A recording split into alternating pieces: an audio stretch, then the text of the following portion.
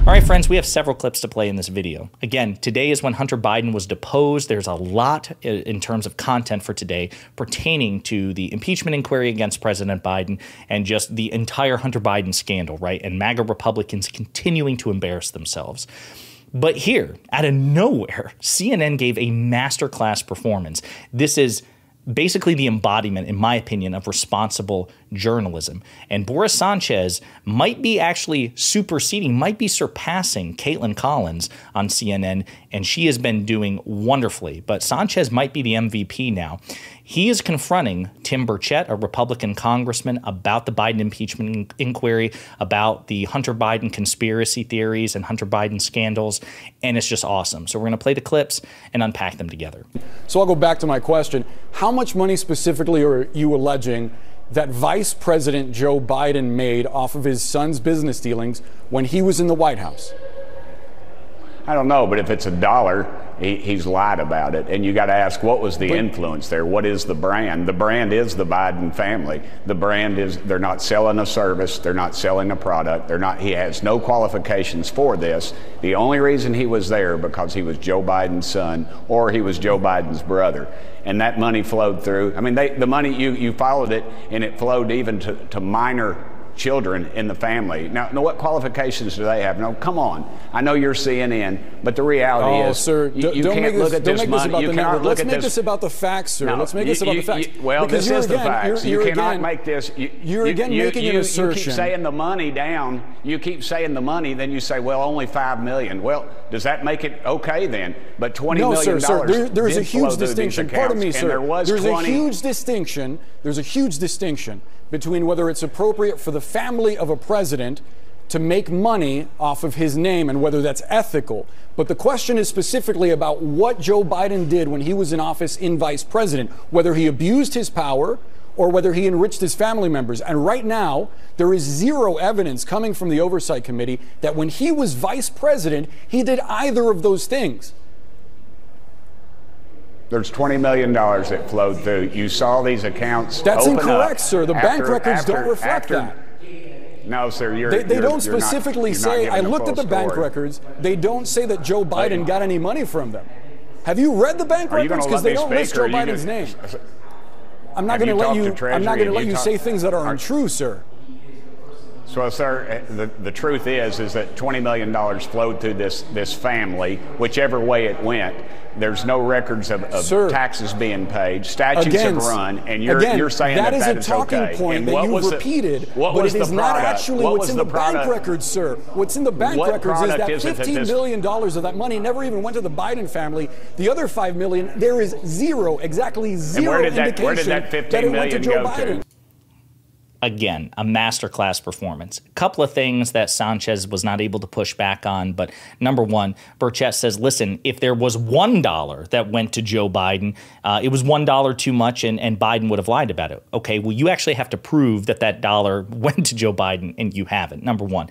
Number two, this idea that Hunter Biden is a Nepo baby, that he engaged in nepotism. Yes, that's probably true, but that's very common. By the way, it's very common among the Trump family, and the Republicans have absolutely no concern about that whatsoever, to say nothing of the fact that Trump children and daughters and sons-in-laws actually had position, or sons-in-law, had positions within the federal government. Again, they don't care about these things. But beside which, you know, Devin Archer, Hunter Biden's business associate who was supposed to provide the damning evidence, the smoking gun testimony late last year, he said that Hunter Biden was actually an expert, that Hunter Biden was a lobbyist, that Hunter Biden was an attorney, that he had relevant skills and experience that justified his participation in Burisma. So this idea that, you know, Hunter Biden had no business whatsoever making the money that he did is simply untrue. And again, note the goalpost shift.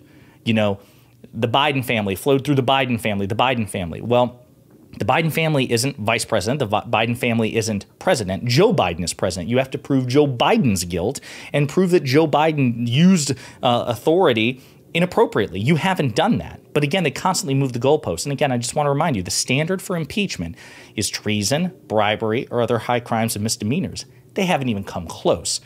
But again, the sparks continue to fly between Sanchez and Burchett in this next clip. Zero, exactly zero. And where did that $15 million go to? Where did that? Where did that money go to then? To Devin Archer and other business associates related to President Biden. There's over 20 shell corporations. Why would you set up a shell corporation that had absolutely nothing? There's actually evidence from the Oversight Committee that those corporations had legitimate business dealings. You may define them as shell corporations the way that you see it. Then what are they? Some of them were consulting firms. Some of them were lobbying firms. No, they weren't. Listen. If you want to do the interview, you just do the interview, but you're asking me a question. I'm trying to give you an answer, but you're not giving me an honest answer, sir. You're repeating a talking point that has been debunked repeatedly. Have you read the bank records? Have you seen the bank records? I have seen them. Do they say Joe Biden's name on them? They say Hunter Biden's name, and what was the and he wasn't vice president. Influence to the big guy. He wasn't vice president. Gave name, dates. Tony Bobulinski gave name, dates, times, and places. Tony Bobulinski, and those were pretty. The question about the big guy. See, you know. Go ahead, sir. Go ahead. Go ahead. No, I was just going to say that he gave very damning testimony, and all you all want to focus on is one little grain of sand in a huge beach that has absolutely nothing to do with the final outcome. The truth is, $20 million flowed through this family. That's in one false, shape, sir. form, or fashion or another. They had, sir, it is not. So again, what cracks me up is like, listen, the bank records, the financial documents show that these things are not shell companies, that they actually had legitimate business function. No, they didn't. Again, no proof whatsoever, no actual substantive or sophisticated refutation to the contrary. Then again, he continues to move the goalpost. $20 million flowed through this family. Well, again, as Sanchez points out, okay, 15 million of it did not go to the Biden family. And of the 5 million that did, you have no evidence, none, that any of it went to Joe Biden. And of the 5 million that did go to the Biden family, you have no evidence that Joe Biden did anything inappropriate when he was president or vice president. Right? You need both of these things. You need a direct connection to Joe Biden, and you need proof that Joe Biden did something corruptly. You have no evidence of that. But again, the constant goalpost shift. But I love the fact that, again, Boris Sanchez keeps pushing back and just relentlessly fact-checking as politely as possible. One last clip. Why would banks literally send memos out that say they have no product, we have to be careful of this, we need to get shy of this?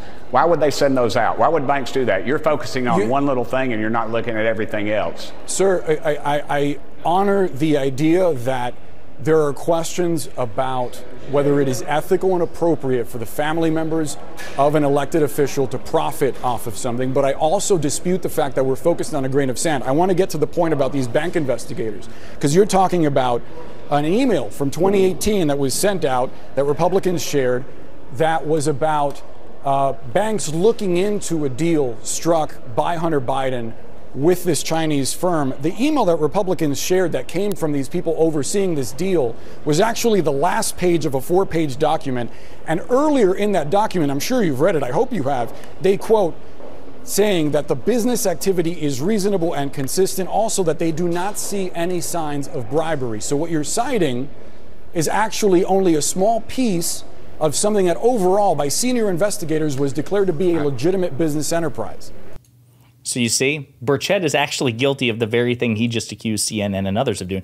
You're focusing on a grain of sand and not the wider beach or whatever the metaphor was. Well, Sanchez just hit him with that too. You have cherry-picked a single segment of a single report, and the vast majority of which actually indicated that these businesses had legitimate business function, that they had a legitimate purpose, undermining the talking point that they're shell companies.